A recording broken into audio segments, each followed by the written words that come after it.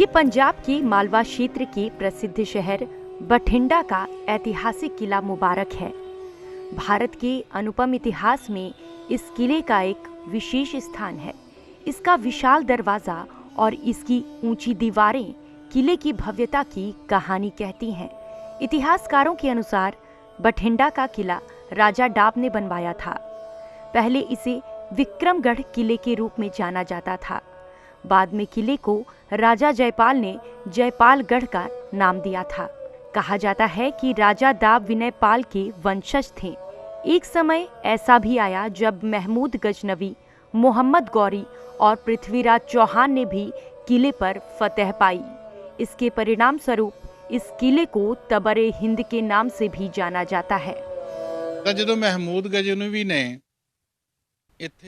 जब हम इतिहास पढ़ते हैं तो पता चलता है कि जब महमूद गजनवी ने शहर पर हमला किया था तो पहला हमला अनंगपाल पर किया गया था। कहा जाता है कि अनंगपाल महमूद गजनवी से हार गए और उन्होंने किले के अंदर चिता में कूदकर आत्मदाह कर लिया। इस किले का एक लंबा इतिहास रहा है। इस किले के कोने कोने के पास कहने के लिए एक कहानी है। मध्य युग में भट्टीराव राजपूत ने किला मुबारक को फिर से बनाया और किले का नाम भट्टीविंडा रखा।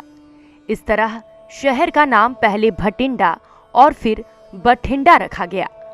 जब गुरु गोविंद सिंह जी सन 1707 में किले में आए थे तब किले का नाम गोविंदगढ़ किला रखा गया था। इतना ही नहीं, जब दिल्ली की पहली महिला शासक रजिया सुल्तान 1239 में क्षेत्रीय शासक अल्तुनिया के विद्रोह को कुचलने के लिए बठिंडा आई थी तो उन्हें अल्तुनिया ने बठिंडा किले में कैद कर लिया था। वे करीब 2 महीने तक इस किले के रानी की महल क्षेत्र में कैद रहीं।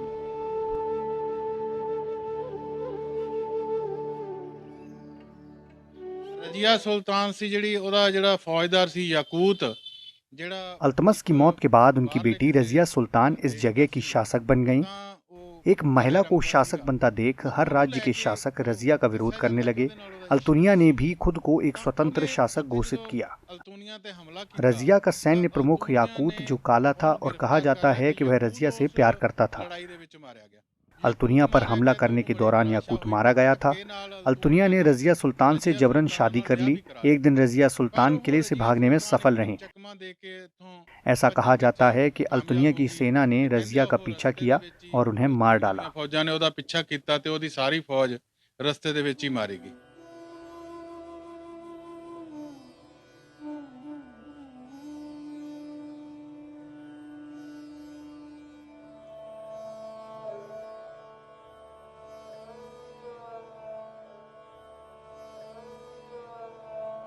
ਤੇ किला मुबारक जो है बठिंडा दी शान है पर अजोके समय दे किला मुबारक बठिंडा का गौरव है, लेकिन आजकल इसकी हालत खराब होती जा रही है। बहुत ही ज्यादा बुरी हुई पई है।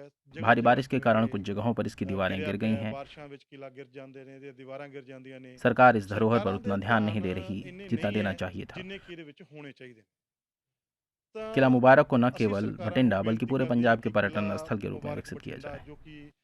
बठिंडा दी ही नहीं पूरे पंजाब दी शान है।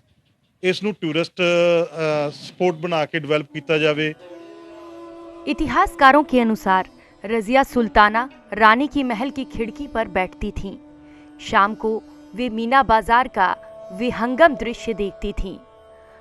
अब भी जब पर्यटक इस किले में आते हैं तो इसकी शीर्ष से बठिंडा का अद्भुत दृश्य देखना हर किसी को मंत्रमुग्ध कर देता है। Bureau report, ETV Bharat.